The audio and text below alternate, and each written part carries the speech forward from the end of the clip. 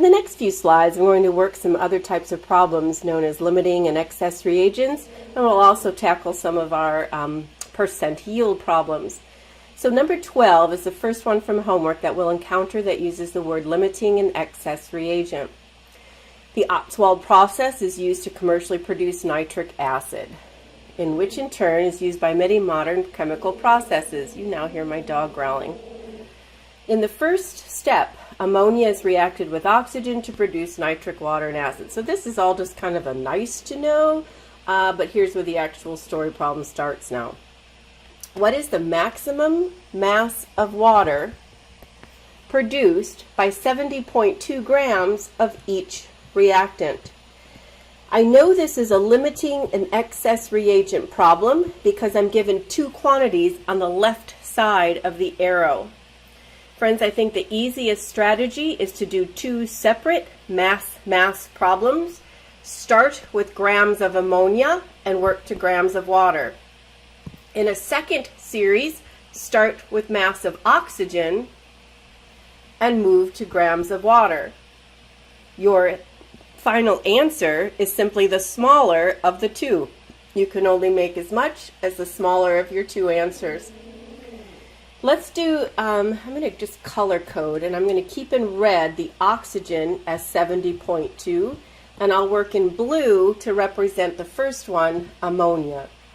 And for no other reason than it's written first, I'll start with 70.2 grams of ammonia. We'll do a step 1, divide by molar mass. Step 2 is our want over given ratio. Step 3, multiplying by the molar mass of our target water. So in our first conversion, we need the molar mass of NH3. I add an N and 3 H's. N is 14. Plus 3 more gives us a molar mass of 17 grams per mole. In the heart of our problem, which is this section, we want over given, we want water. Its coefficient is a 6. We're starting from ammonia, its coefficient is a 4. So our stoichiometric ratio is 6/4. In the last step, we want we want grams of water, so we need the molar mass of H2O, which comes out to be 18 grams of water. That's not very neat. We divide, we ratioed, we multiplied. Let's hit that. I'm going to start with 70.2, divide by the molar mass of 17, times the ratio of 6 divided by 4, and times the molar mass of water, which is 18. My first answer is 111.5. We now need to do the same thing, but starting from the mass of the second reactant, which would be oxygen. Let's set up the 3 steps of stoichiometry. Knowing that we have the same target, we still want to check out for grams of water, and then at the end we'll compare the two answers and decide the maximum yield. This time in step 1 we need the molar mass of oxygen, which is 32 grams. That's 2 oxygens added together. We still have the same target, 6 moles of water, but this time the coefficient in front of oxygen is 5. So we have 6/5 as our ratio. The molar mass of water is still 18, so that will be the same last step as we wrote above. And now let's take a peek. 70.2 divided by 32, that's the molar mass of oxygen, times the mole ratio of 6 divided by 5, times the molar mass of 18, and we get 47.38. I'll call that 47.4 grams of water. When you compare the two answers, 111.5 and 47.4, we clearly see the maximum yield as the smaller of the two answers coming from the oxygen. So here's some vocabulary. The maximum yield of water, 47.4 grams. The reactant that gave it to you is called the limiting reagent. That's oxygen. The oxygen limited the amount of water that was produced. Two separate mass-mass problems. Circle the smaller of your two answers. Here's a chemical reaction. Same idea. We'd like to know how many grams of nitrogen are produced when 8.12 grams of hydrogen peroxide and 5.81 grams of N2H4 are reacted. I know this is a limiting reagent problem because I'm given two pieces of information on the left side of the arrow. Our strategy, two separate mass-mass problems, and we'll circle the smaller of our two answers. I'm going to keep this color-coded. This one was 5.81, and I'll use purple to work the first where we're given for peroxide. 8.12 grams of our hydrogen peroxide is the first that's right here on our roadmap. We'll need to divide by molar mass. We'll set up a ratio and then multiply by our target, which is nitrogen. Our first step says we need to write 1 mole over the molar mass. 1 mole of H2O2 over its molar mass. So adding 2 H's at 1 apiece, adding oxygen at 16 apiece, 32, this gives me 34 as its molar mass. That takes us to the heart of the problem, our want over given ratio. We want moles of nitrogen. Its coefficient is a 1. Starting from moles of peroxide, its coefficient was a 2.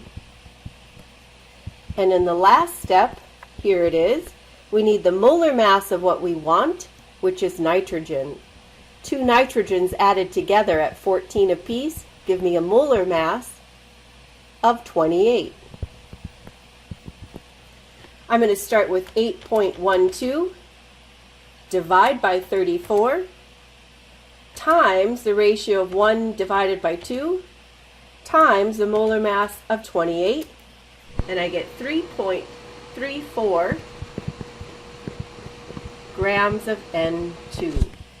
Choice number 1. Let me erase this to give myself room, and we'll now change color to blue. Let's suppose we started with 5.81 grams of the reactant whose formula is N2H4. Same 3 steps. We divide, we ratio, we multiply, and we're going to consider the grams of nitrogen at the end. So in our first step, we need a molar mass of N2H4. That first step, 1 mole over molar mass. Nitrogen has a molar mass of 14, and there's 2 of them, plus 1 times 4 from the hydrogens, and we get a molar mass of a total of 32 grams. That's 2 N's and 4 H's. That takes us to the heart of the problem. The coefficient in front of our want, which is nitrogen, is a 1. The coefficient in front of the N2H4 is also a 1. So we have a 1-to-1 mole ratio. In the last step, we multiply by the molar mass of what we want, which is 28. 5.81 divided by 32 times 1 over 1 times 28. And here I have 5.08 as my answer. Compare the two. 3.34 compared to 5.08, and the maximum yield is the smaller of your two answers. So by definition, that means the hydrogen peroxide was your limiting reagent. Reagents is another word for reactant. The smaller answer came from the limiting reagent. It limited the amount of nitrogen produced. Two separate mass, circle the smaller problem. Let's look at problem 16.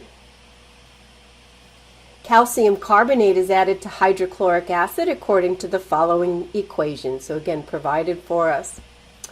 Our question asks, how many grams of calcium chloride can be made when 25 grams of calcium carbonate are combined with 14 grams of hydrochloric acid? We know this is a limiting reagent problem because there's two numbers, two givens, on the left side of the arrow. Let's color code, and I'll keep in green the 14 grams of HCl, and I'll work them out in different colors. Two separate mass problems. We're going to start with calcium carbonate, and then in your next, we'll start with the HCl. We have the same target, grams of calcium chloride. The smaller of your two answers will be the maximum yield. We know that we divide in the first step.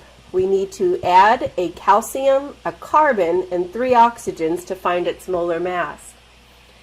Calcium has a molar mass of 40, carbon has a molar mass of 12, and oxygen is 16. Whoops, that's not very neat. Oxygen is 16, and there's 3 of them. So I'm going to add 40 plus 12 plus 16 times 3, and we get 100 as its molar mass. In the next step, we'll do a want over given mole ratio. We want to know moles of calcium chloride, that's our target. Its coefficient is a 1. The coefficient in front of calcium carbonate is also a 1. We have a 1-to-1 stoichiometric ratio. And in the last problem, we need the molar mass of our target, calcium chloride. A calcium is 40. I'm just doing margin math and then I'll erase it. Chlorine is 35.5 and there's 2 of them. So 35.5 times 2 plus 40 is 111. So I'm just going to erase this in my self-room. This was 111 as the molar mass of CaCl2.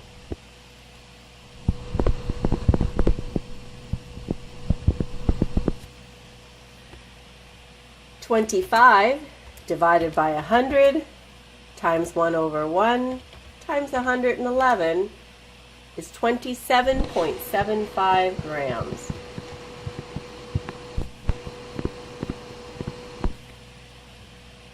Let's do the same journey, but from the second reactant, we have our want over given ratio heading towards calcium chloride. So same target, and that allows us to compare. We need to use molar mass of what we're given, which is HCl. A hydrogen added to a chlorine sums to 36.5. Our target is the calcium chloride, which has a coefficient of 1. Starting from the HCl, which has a coefficient of 2. So 1/2 is our stoichiometric ratio. We've determined calcium chloride's molar mass above. Starting with 14 grams divided by 36.5, the molar mass, times 1 divided by 2, our mole ratio, times 111 gives us 21.28. Probably 21.29 if I round. In that ballpark there. We know that the smaller of our two answers is the maximum yield. And the reactant that gave it to us is called the limiting reagent. So by definition, calcium carbonate must be in excess amounts. Not all of it got used. The next part of this question asks, What reactant is in excess? We already determined calcium carbonate. Calcium carbonate is a reactant that did not give us the smaller answer, therefore it's excess reagent. And we'd like to know how many grams of this reactant will remain. How much of that 25 grams did not get consumed? I'm going to suggest this pathway. I think it's the easiest. Step 1, I want you to subtract the two numbers we found above. The larger is 27.75. The smaller is 21.29. What was the difference in the yield between the limiting and the excess? So this was the yield from the excess reagent. This was the yield from the limiting reagent. I'd like to know the difference. 27.75 minus 21.29 tells me I have 6.46 grams of calcium chloride as the difference. I want to make that my starting point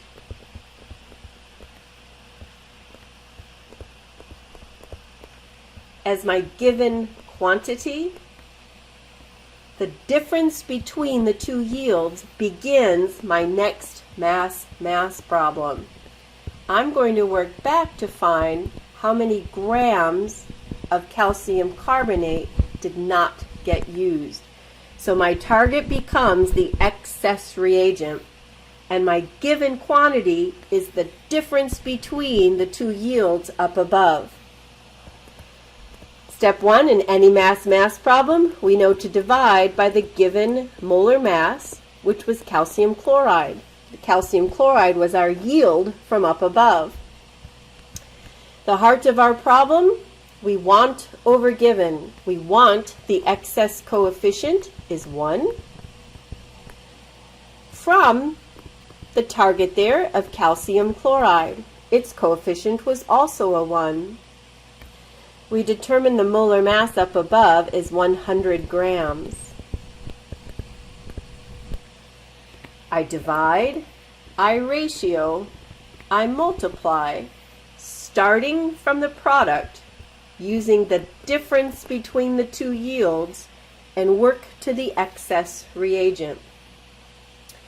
6.46 divided by 111 times 1 over 1 times 100. 5.82 grams. What did I just say? This is the amount of excess that remains. We put in 25 grams. Remember from up here we put in 25 grams, but not all of it got used. Of the 25, 5.82 is left unused in the bottom of your beaker. This one we did two separate mass problems to find the maximum yield. We've done several like that. A little twist at the end is finding how much excess reagent remained. Take the difference between your two yields and make that your starting point. Do a mass problem back to your excess reagent, and presto, you're there. How much was unused from the excess?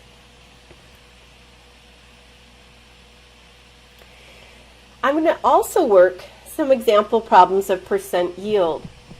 By definition, a percent yield is defined as a comparison of what you actually found when doing the laboratory procedure, your actual yield, divided by our theoretical yield, which is the answer to our stoichiometry problem, expressed as a percent. The percent yield is actual over theoretical times 100. 17 says we're going to combine 0.256 moles of iron 2 oxide with some carbon, and it produced 17 grams of iron. Now pause with me and take a look. In this previous sets of examples, remember how we were given I mean, the last several examples, we were given masses on both sides, on the left side of the arrow. Both of them were on the left side. What's different here? We have one number given to us on the left side of the arrow, but the other number is given to us on the right side of the arrow. That's my clue that it's not a limiting reagent and that it's a percent yield. If it were a limiting reagent, two numbers would have to be on the left side of the arrow. That didn't meet the criteria here.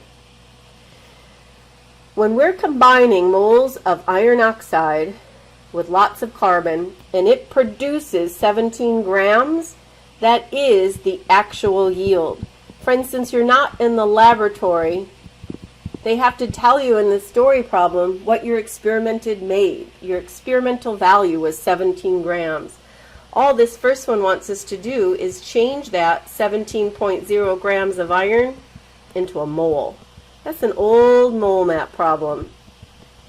We use the molar mass of iron on the periodic table to convert a gram to mole. 17 grams divided by the molar mass of 55.8 gives us 0.304 moles of iron. The actual yield is given in the story problem. Theoretical yields are found by doing stoichiometry problems. So this is your calculated answer. If you started with 0.256 moles of iron oxide, how many moles of iron could you expect to make? Well, that's just a one-step want over given mole ratio. The coefficient of the target iron is 2. The coefficient of our initial reactant is a 1. The stoichiometric ratio of 2/1 converts from our reactant iron oxide into moles of the iron. 0.256 doubled is 0.512 moles of iron. If this is your actual yield, this is your theoretical yield, the percentage is the comparison of the two.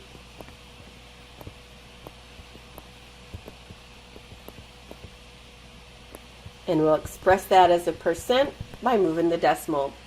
0.304 divided by 0.512, expressed as a percent, is 59.375, 59.4%. Easy enough. Let's take another example here. The following reaction, we have 451.4 grams of lead, reacts with excess oxygen, forming 368.5 of lead-2 oxide. Calculate the percent. Now remember, in the story problem, you are given the actual yield. So that's part of the numbers you're given. We know it's not a stoichiometry problem. It's not a limiting reagent problem because we're not given two numbers on the same side, left side of the arrow. These numbers are on the opposite sides of the arrow, making it a percent yield problem. The percent yield is found by taking the actual yield over the theoretical yield expressed as a percent. We have to do a mass-mass problem to solve for the calculated theoretical yield. 451.4 grams of lead is our starting point. We know that we'll divide, we'll ratio, we'll multiply. The 3 steps of stoichiometry, knowing that we want to know grams of the PBO. This calculated answer, the answer to our mass-mass problem, is the theoretical yield of our reaction. We were given the actual yield, we calculate the theoretical yield, and we compare the two. The molar mass of lead, 207.8 grams. We want PbO, its coefficient is a 2, starting from the coefficient of lead, which is also a 2. 207.8 plus 16 is the molar mass of PbO, which is 223.8.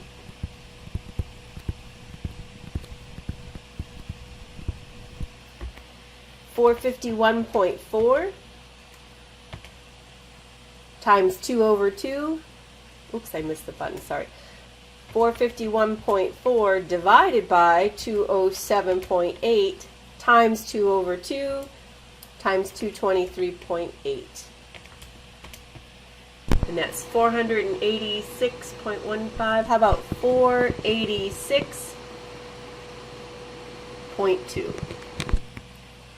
So that our percent yield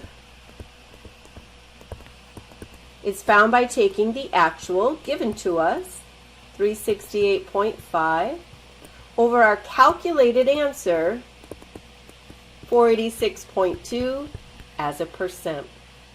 368.5 divided by expressed.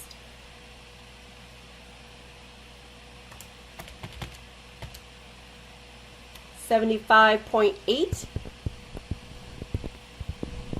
and that's the percent yield.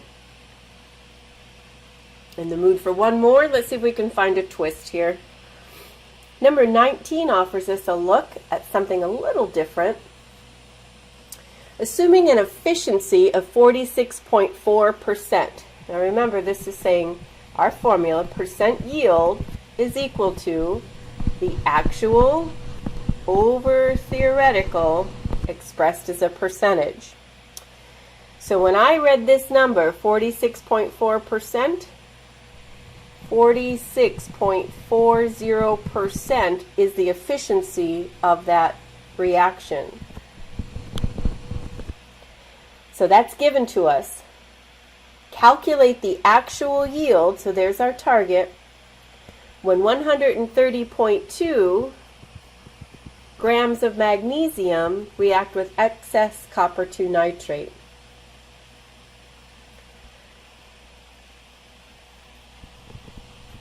Calculate the actual yield of magnesium nitrate formed when 130.2 of magnesium reacts. So we need to do a mass-mass problem to solve for our calculated theoretical yield. We'll plug that in here, knowing that our efficiency is 46.4. How many grams will we actually end up with? 130.2 grams of magnesium. We know we divide, we ratio, we multiply, the 3 steps to stoichiometry, knowing that we want to end with grams of the product Mg, NO3, taken twice. I ran out of room there.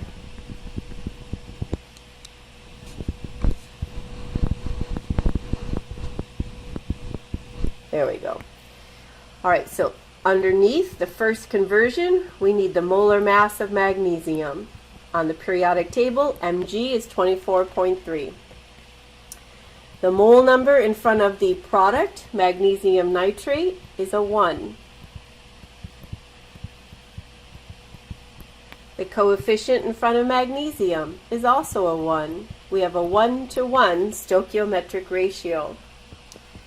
We'll need the molar mass of our product, magnesium nitrate. Magnesium nitrate, remember that this 2 distributes through both, so we have 2 nitrogens. In oxygen, there's actually 3 times 2 is 6 of them. So 24.3 plus 28 plus 16 times 6. I get a molar mass of 148.3.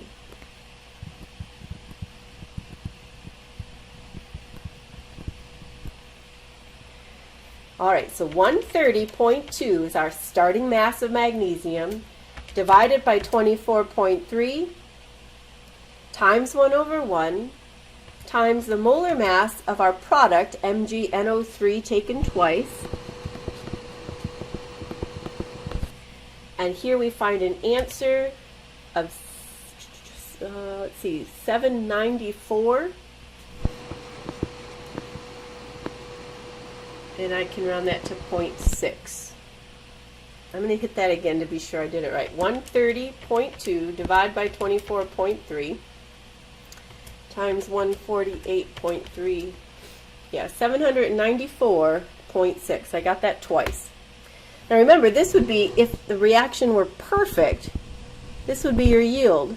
But it's not perfect. It's only 46.4% efficient. So back up here, and I'll put this in back in blue, if 794.6 is the actual, or is the theoretical yield, how do we find the actual yield? Let's take that value, 794.6, and I'm going to multiply it by the efficiency of the reaction. And remember that percent sign means parts out of 100 parts. We have to move the decimal when we do that. Times 0.464, and our actual yield is 368.7 grams. You're going to multiply your theoretical yield by the efficiency of your reaction to find your actual yield.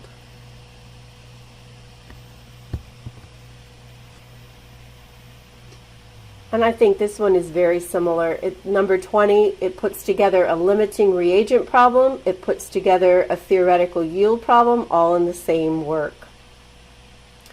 And it just tells us that we're going to start with 36.7 grams of MnO2, and we're going to start with 50.7 grams of HCl. So notice that we're given masses of both reactants. They're on the left side. That's how I know it's a limiting reagent problem. We want to know the chlorine, so it becomes the target.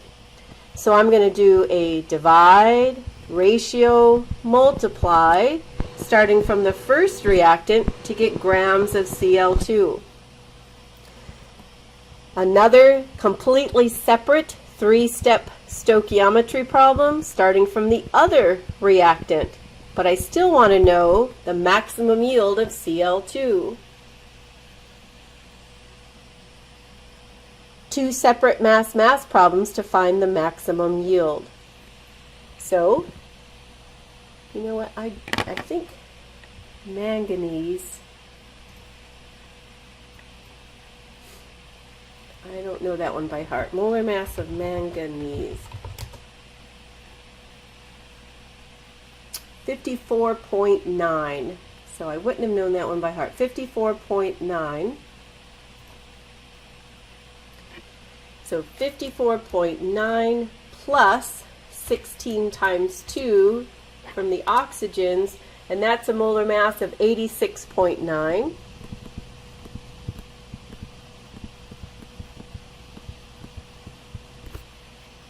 The heart of our problem, we want chlorine. Its coefficient is a 1. Starting from MnO2, its coefficient is also a 1.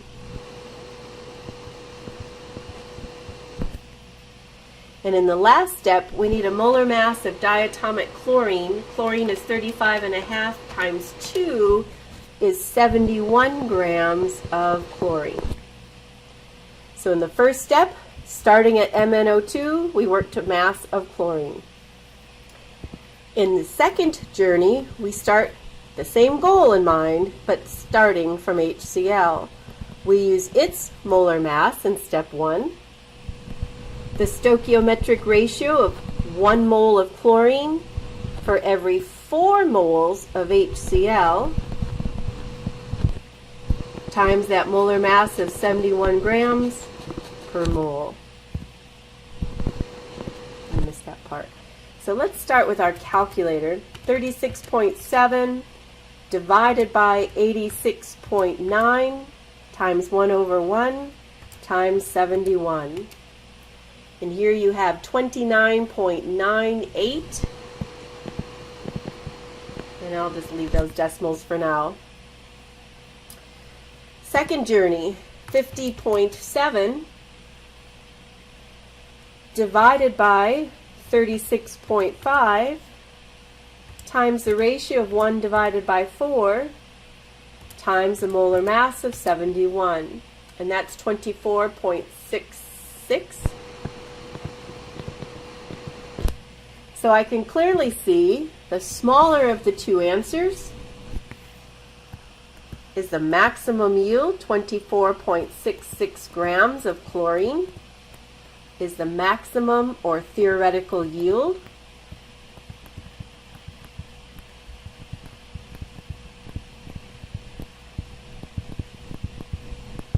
It came from the limiting reagent of HCl. HCl limited the amount of chlorine we could produce. The limiting reactant was HCl.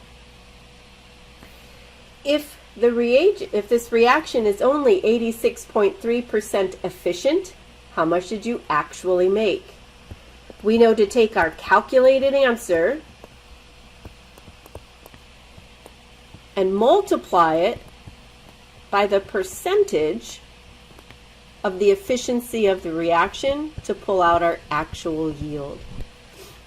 So that efficiency is times 0.863, and we find an answer of 21.28 grams. If the reaction were 100% efficient, we have a perfect yield of 24.66. It's only 86.3% efficient, so that value times the theoretical tells you what you'll really end up with at the end sitting in your dish. Well, I hope you have found the sapling problems worked out as a help, and I now expect you to be able to get 100% on your homework.